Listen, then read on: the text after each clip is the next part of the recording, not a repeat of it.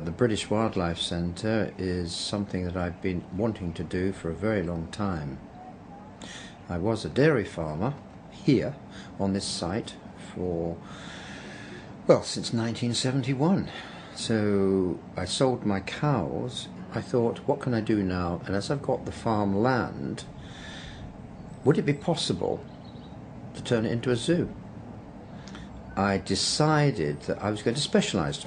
I was going to become unique. I was going to have British wildlife as opposed to a collection of zoo animals. We have here at the centre all the terrestrial mammals. That's the mammals that live on the land. The only creature we haven't got here at the moment is a mole, but we've got everything else. Hello, Tufty. You're going to wave?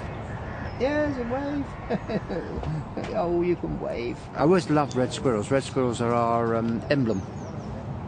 And I wanted to create something like a woodland was 60 years ago, where you could walk in the woodland and see red squirrels. So we've got this walk-through red squirrel enclosure, which is very, very popular, as you can well imagine. And you walk through this raised walkway, so you're sort of half in the canopy of the trees, and it makes it look as though you're actually in here with the squirrels. You see, they're just getting their ear tufts again, which they molt out in the summertime. You're going to do that, are you? Off you go. The roe deer is slightly smaller than the fallow deer, very, very elegant looking deer, and quite shy as well. The whole ethos of this place is conservation through education. All British wildlife, in fact all world wildlife, is under threat, and they have as much right to be here as we have. And so my job is to educate people about the plight that these creatures now have. You know, these creatures do share the same space that we live in, and they deserve to be looked after.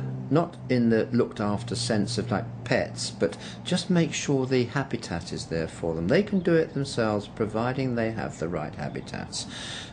This is Mr. Ratty from Wind in the Willows, and he's not a rat at all. He's in fact a vole. The problem has been that since the introduction of the American mink, 90% of them have disappeared in the last 10 years. Feed your birds, put out some food for the foxes or whatever, and leave a little bit of wildlife habitat in the corner. It's creating habitats. Peter Scott once said, you create the habitat, the wildlife will come in by itself.